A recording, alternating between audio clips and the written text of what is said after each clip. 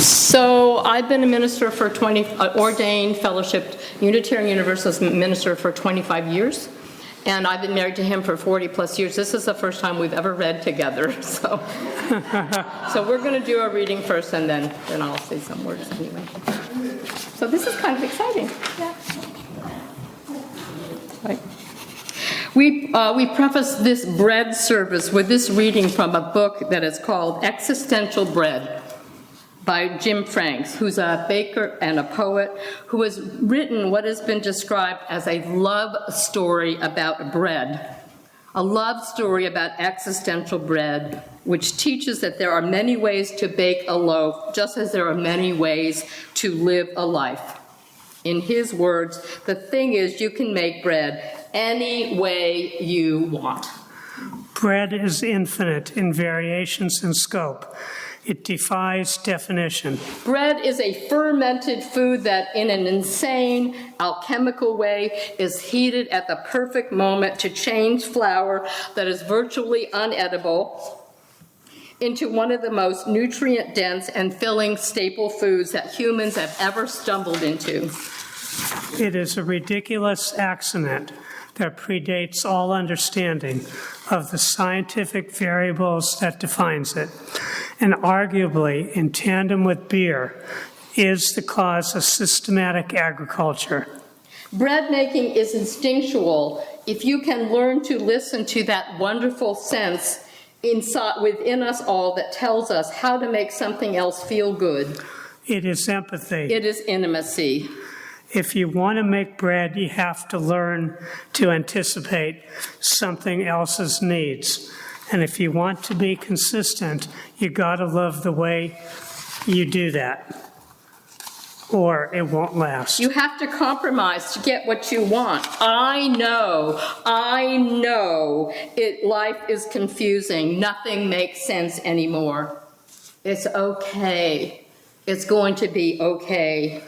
Bread is existential. It's not something you can make. You can only affect it. You can't just read a recipe and make bread. You have to learn how it ticks a little, or at least try to. You're dealing with living things. They want your attention. They want to be respected. If I give you a recipe, it is fundamentally flawed. I could teach you how I make bread, but that inherently rejects your circumstances, your wants and needs, and the wants and needs of the culture and communities you wish to feed. So you must learn to adjust. Bread is a great metaphor for life. If you try too hard to make something the way that everyone else does, you will always be thwarted. Comparison only serves to rob any practice of joy.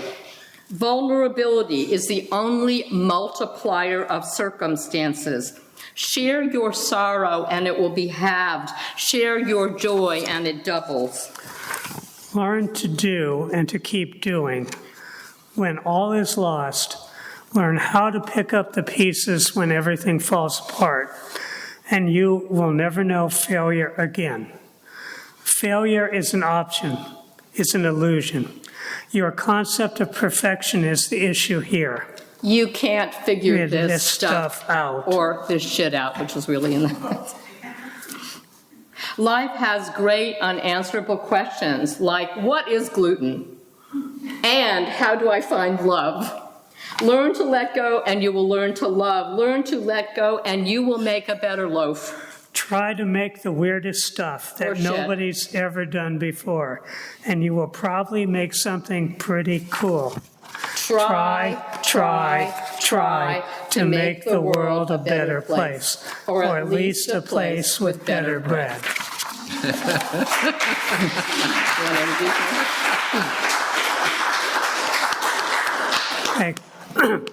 And as Marty said, she's been a UU minister for more than 25 years. A lifelong UU, she was active as a teenager in liberal religious youth. As an adult, she was a lay leader in religious education, denominational affairs, social justice, small groups, and worship. She has served congregations in the South since 1998, as well as community ministries, unhoused women and children, and the Unitarian Universalist Women's Federation in the arena of gender justice. She was given a UUWF Women in Ministry Award in 2020. She is past president of Unitarian Universalists for Jewish Awareness and current board member. She was the co-editor of Jewish Voices in Unitarian Universalism from Skinner House Press.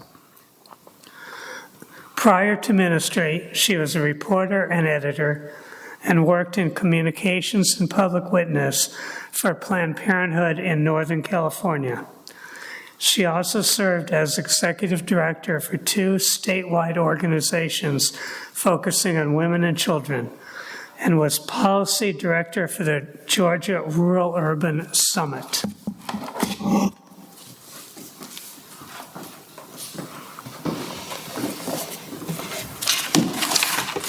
So good morning. I'm going to be talking out of the context today of our Unitarian Universalist first existentialist tradition. So there was a lively conversation among my colleagues on Facebook this week. They are always lively and they go on and on and on about whether or not we give communion, take communion. And my growing up as a Unitarian Universalist is that it was not done because it was contrary to our theology. And I know sometimes people say that Unitarian Universalist, you can believe in anything or we don't believe in anything. Okay, how many think we can believe in anything? And how many people think we don't believe in anything? Well, the 3 things that I know from having grown up a Unitarian Universalist are this. Number 1, on our Universalist side, we do not believe in hell. We cut that out of our vocabulary. It was incredibly radical. On the Unitarian side is that we do not believe in original sin. We don't believe that we're born sinful. And the third part is, since we don't believe in original sin, we don't have to drink the blood of Jesus or the bread of his body in order to be saved, because we don't believe in that kind of salvation. But we do have the tradition of 2 communions. One is called the flower communion, and it's usually around Easter or it's around the spring, and it's lovely, and I hope that we do it. It's lovely. You bring flowers and it's gorgeous, and you tell stories about your flowers and you exchange them. This bread service is being done all across the country in many Unitarian congregations the Sunday after Thanksgiving, where we exchange bread and exchange stories, and that's what we believe in. Bread and roses. Bread and roses. So this is what the context of what I'm talking about. Jim Frank looks at bread as essential to life and believes that he has his own individual agency in the bread that he chooses every day to bake. So for him, whole grain sourdough with locally sourced grains is the only acceptable bread. That particular flour, silky, full of fat and moisture, are just beautiful, are holy grain, and that this kind of holy grain turns into what we can imagine is holy bread. So that's his sense of the communion. I'm going to tell you my story about bread, and I want to go over and get the bread just a second.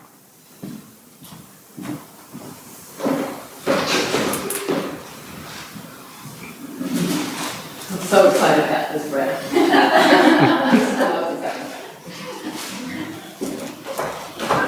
So I'm modeling what's going to happen after I tell my story, then I'm going to invite you to tell your stories about bread.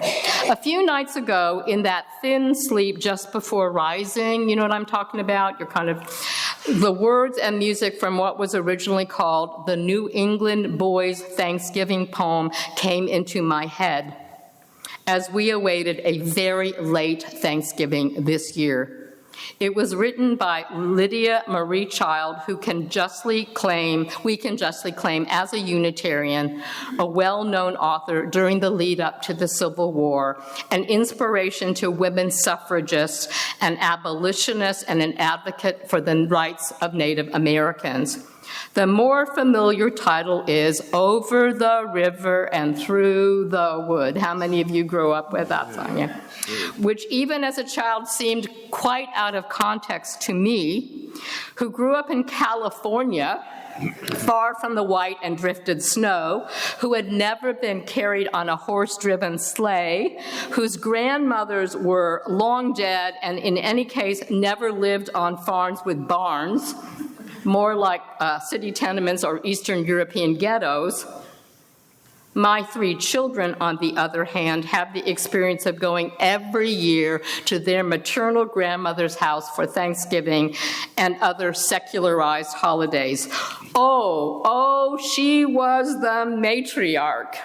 You have those, right? The matriarch who got up around dawn that day to put her 20-pound-plus turkey in the electric oven that was known sometimes not to turn on. Bake a last-minute pie with a pre-made crust, pour the canned, jellied, and whole cranberry sauce into bowls, and handle the other classic women's magazine fixings, inevitably forgetting to heat up something, discovering this days later when she opened the refrigerator, and inevitably burning something.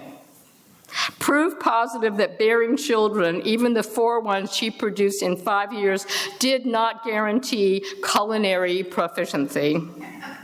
Not my mother, for sure, who could have lived on a diet of toast and jam if given the choice, and leave the stove and oven cold permanently. There were many blackened brownies in her baking pans. Nonetheless, she remained the matriarch, the ruler of our family holiday meals, late into her life, which was a long one. So in our case, it was over the Bay Bridge and down the Bayshore Freeway for us, between one football game and another. And the only contribution I was ever asked, or actually restricted to bringing well into my adulthood, was the bread. Year after year, soft white dinner rolls, more precisely, Parker House rolls. A bread roll made by flattening the center of a ball of dough with a rolling pin so that it becomes an oval shape and then folding the oval in half. They're made with milk and are generally quite buttery, soft, and sweet. They are considered the perfect classic dinner roll. Now you want to know how these were invented. Don't you want to know that, how they were invented? Yes. They were invented at the Parker House Hotel in Boston during the 1870s. Legend has it that a disgruntled hotel baker threw a batch of unfinished rolls into the oven after an altercation with a hotel guest, which resulted in their dented appearance. Within a short time, home bakers could replicate these upscale rolls from cookbooks like Fanny Farmer. How many of you remember Fanny Farmer? Yeah. A Unitarian, Fanny Farmer. And weekly recipe sections of newspapers like the New Hampshire Sentinel. These days, you can find out how to make them on the Food Network website.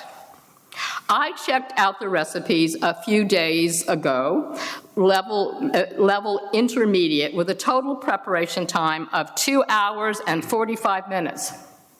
Calling for simmering milk in a small saucepan, stirring in butter and sugar, dissolving yeast in warm water, combining this mixture with half the flour in the mixer, adding the remaining flour a half cup at a time, removing the dough from the bowl, kneading it by hand, letting it rise, punching down the dough, shaping it into desired shapes, letting it rise again, and finally putting it into a 350-degree oven for 20 minutes, brushing each of them with melted butter and letting them cool.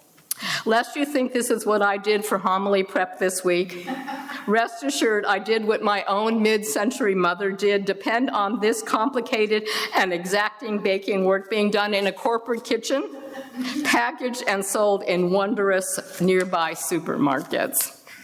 24 miraculous easy-bake rolls, no preservatives, vegetarian, non-GMO, made with pure cane sugar, but unfortunately not gluten-free. thawed in the fridge, set to rise on top of the stove, baked 10 minutes until golden brown. The very picture of fluffy, flavorful, soft, white, perfect Parker houses, except if you look on the bottom, guess what happened? They burned. I couldn't even do that. So, in keeping with my day-to-day soft white Wonder Bread, do you know how many places I had to go to find Wonder Bread? Finally got it at 9 o'clock this morning at Kroger. Mid-century, third-generation childhood, and I want you to confess like hell that this is the way you grew up too, okay? No matter how enriched those thin-sliced Smucker's grape jelly and Skippy creamy peanut butter sandwiches, tucked in wax paper bags, in Hopalong Cassidy and Snow White metal lunchboxes. Over there, Welch's grape jelly, icky creamy peanut butter, and over there's gonna be Wonder Bread. Enjoy. As Julia Child once caustically noted, how can a nation be great if their bread tastes like Kleenex? So white rolls on Thanksgiving were a step up from our ordinary fare.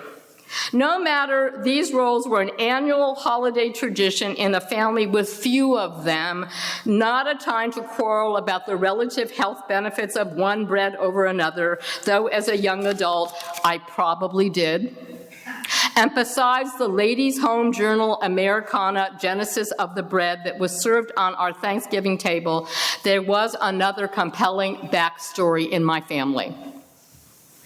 As a young girl, my mother loved Shirley Temple movies, collecting fan photographs, and at least from 1937 on, faithfully watching them on the big screen on her small town's movie theater, as did I, as did my daughter years later on Saturday afternoon television. The motion picture Heidi was released that year based on the perennially popular Swiss novel by Johannes Spry, written, according to the writer, for children and all those who love children. And some say this was the very best Shirley Temple film ever. How many of you agree?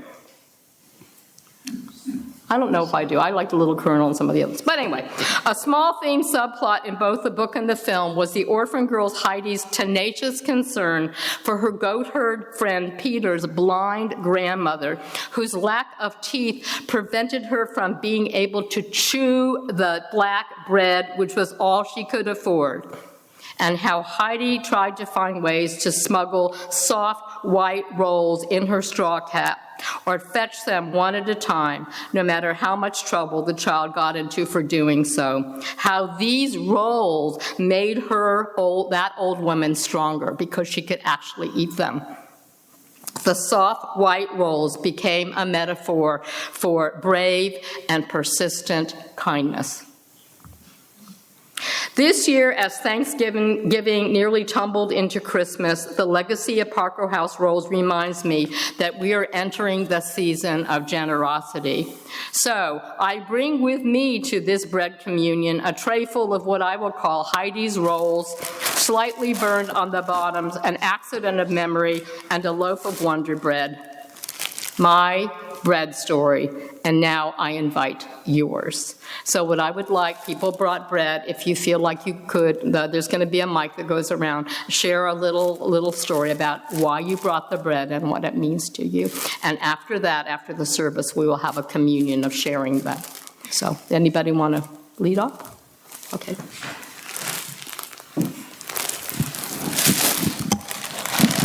Well, I'm a gluten-free person.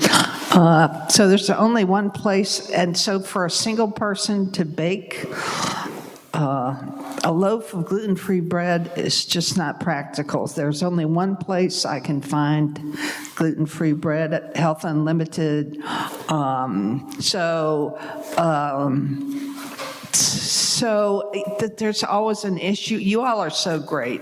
Mary fixes gluten-free cakes. I mean, it's just unbelievable how those of us that are gluten-free get accepted, and you bake for us and you do things for us. So that's my story. Thank you.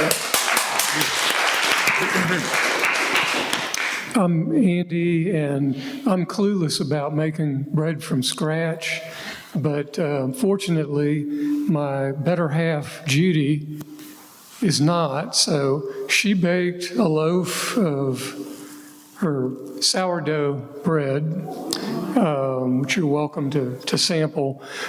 She started making it at the beginning of the pandemic emergency, 2020, and has kept making it ever since. The same starter that she had in the beginning, she's still using. And apparently there are people, at least, well, during the pandemic emergency, there were people around the world that were sharing starter, and they would have names for them. So I call this Judy's starter. And that's my story.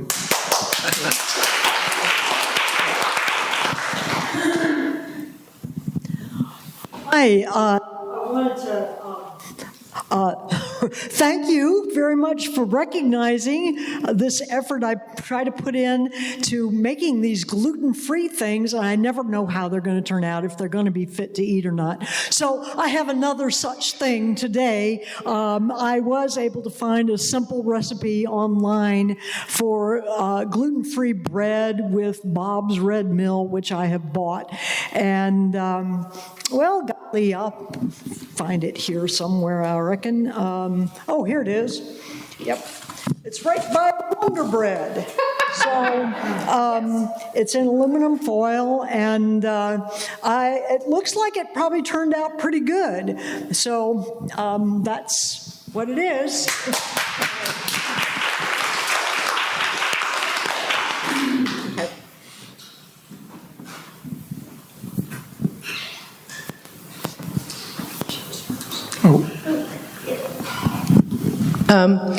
So I actually brought part of a loaf that I made last night for dinner, and I asked Clint, I said, you think it's okay that I didn't bring a whole loaf? And he said, half a loaf is better than none. So, but I don't remember a time that I wasn't making bread, and I did relate to your story about having a mid-century mom who could not be bothered to cook.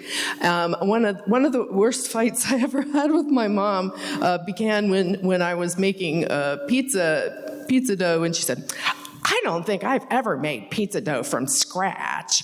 And I thought, yes, I know. I grew up eating your food. But anyway, and I actually brought my little book that has all my notes, and I do have a very good banana bread recipe in it. But I've had this, it seems like forever, since I was a teenager when I started learning to make my own bread. But thank you.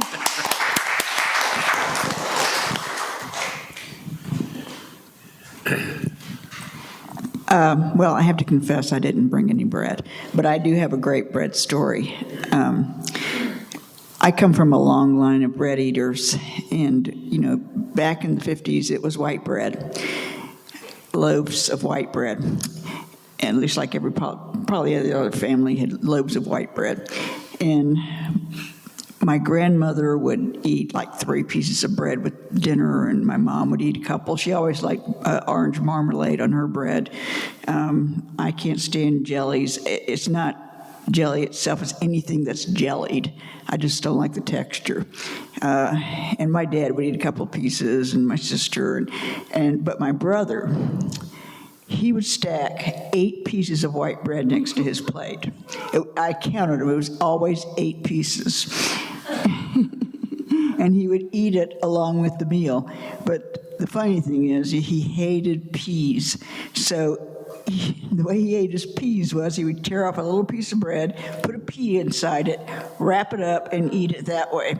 So he went through a few pieces of bread just eating the peas. But anyway, that's my story. I have never become a big bread eater. I do enjoy eating bread.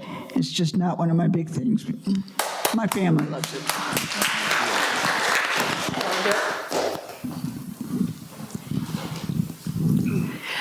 When my children were young, I decided that we had to have healthy bread. So I got whole wheat flour, which is a whole lot harder to deal with. And I would struggle with we lived in a very cold climate, so it was hard to find a place for the bread to rise. But we did sometimes conquer it. And when my parents came to visit one time, it didn't rise quite as well, but I went ahead and baked it anyway. And my father looked at it and tasted it, and he said, "It's kind of close knit, isn't it?" I think Hey, I've got one. It's a different kind of a bread story, because my story is about French toast. Started when I was in Boy Scouts. I loved French toast. Boy Scout camp, French toast eating contest. I ate a dozen slices of white bread French toast and won the contest. So fast forward many years to this past 6 months, and Marty and I decided to visit diners throughout the region and compare them with each other. The only way you can do it properly is to have the same thing at every diner. So of course I was going to have French toast. And the first 4 or 5 was okay. They're all made out of challah bread. It's all wonderful and lovely. The next one, at a restaurant to be unnamed, they gave me normal bread, like 4 little itty-bitty pieces of normal bread, and it was disgusting. So then we went to the good places, and I had more, and then I said, I'm done. I never want to eat French toast again in my life.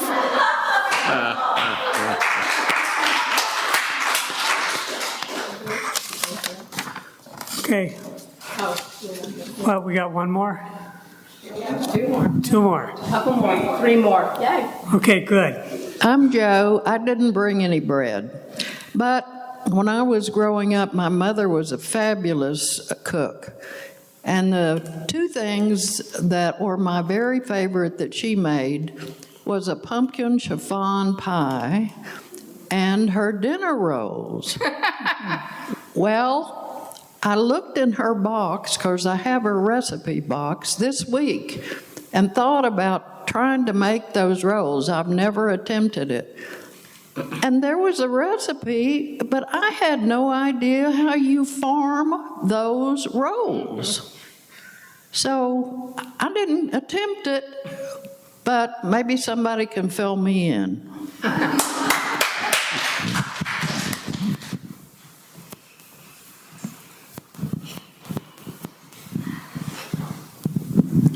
All right, hello. Okay. I've got a little bread story. It's a personal story.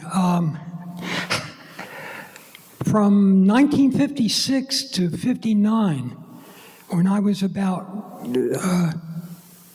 I was about ages 9 through 12, we lived for those 3 years in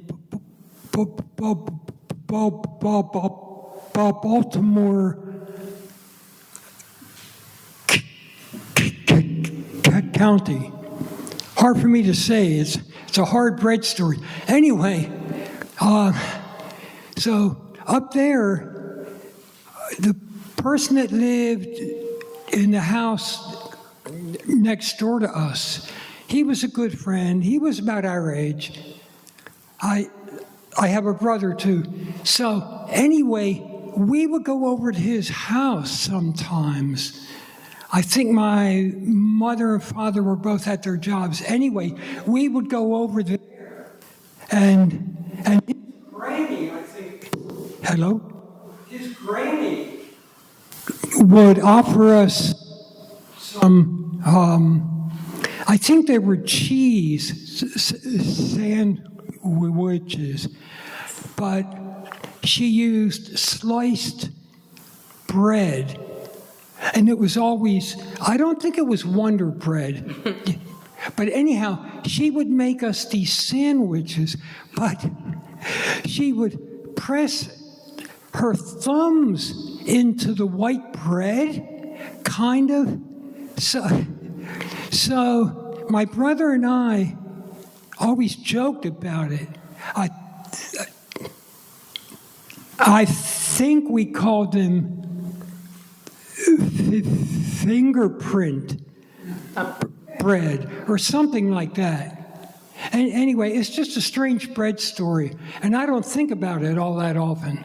Thank you. But yeah, Thank you. yeah. We have one more. What's that? Well, I have attempted to make bread countless times. And poor Lou has had to partake of all kinds of bread, starter bread with sourdough and cornbread and brown wheat bread and mixtures of them. And I have totally failed to produce what I want to produce. And when I find a artisan bread, I just go crazy. I love it so much, but I can't replicate it. Okay. So it's very frustrating. Thank you all. Thank you. And thank you, Leon. To help Leon have some support here, Marty and I attempted to make hollow loaves last week and failed moderately to miserably. And we vowed never to do it again. We have made bread several times and tried friends' recipes and so forth, but my bread story comes from the year 2000. We had a wonderful friend who passed away that year, and prior to her getting ill, we went on a trip together to Alabama, to the mountains there, Mentone, Menlo, that area of DeSoto Falls, Alabama, and stayed in a bed and breakfast. We had a wonderful host who spread out this wonderful breakfast for us. And Mary Ann, our friend, said, this bread is so wonderful. You made all this bread for us? And the host said, well, sometimes I have to get some help from Sister Schubert. We were not familiar at that point in time with Sister Schubert, so we learned Mary Ann is Catholic, and so she immediately thought, oh, you have a convent near here and they're baking bread? No, that's not the case. Sister Schubert originated in Alabama and is not Catholic, but the women did go to church together, and Sister Schubert started making these wonderful rolls and wonderful breads. And so I brought Sister Schubert rolls, which you can buy at the grocery store. And we've enjoyed them ever since. I'm interrupt and tell another neat story. We lived in Chapel Hill while I was going to school up there, and there was a next town over, Carborough, had Fish Camp, and Fish Camp had the best hush puppies. This is a bread story. Best hush puppies we've ever made, and they didn't come out round. They come out in kind of strings and strips, and they put them on the table in a basket, and just wonderful. Nita wrote a letter and said, we would love to have the recipe for this, your wonderful hush puppies. You never had anything like it. And months went by. Finally, a letter came in the mail from the Fish Camp that says, here's the recipe for our hush puppies. And I had to cut it down from 16 gallons. And they cut it down to about 2 gallons. And we cut it down more, but they still are the best hush puppies, but we don't heat up our oil and cook them as much as we should. Okay. Hey. Pardon? That's the last one. That's the last one. Doesn't mean you can't tell bunches of stories when I think we need to move on. Okay. Yeah. Okay, and we would like to thank Marty for her presentation and everyone in the conference who spoke and brought bread. for everyone in the audience. Yeah, and I didn't mean to cut you off, Jen. We have lots of stories. I'm hopeful we'll be sharing the stories when we're sharing the bread, as we have our communion. Yeah. Yes. Okay, our final congregational song. Yes, page 45 in the pink book. Look at the hillside, and it's the same melody as Morning Has Broken, which many of us know.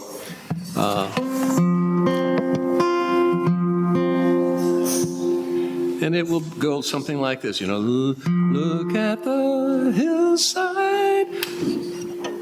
Oh, I'm sorry. Wrong key. Look at the hillside, look at the mountain, look at the colors, red, green, and gold. Look at the maples, look at the birches, look at the oak trees, look and behold. Think of the springtime, think of the summer, think of the winter soon to be here. But this is autumn, glorious autumn, beautiful autumn, best of the year. Each tree is special, each tree is lovely, each season needed, each has a goal. So are you special, so are you lovely, so are you needed, part of the whole.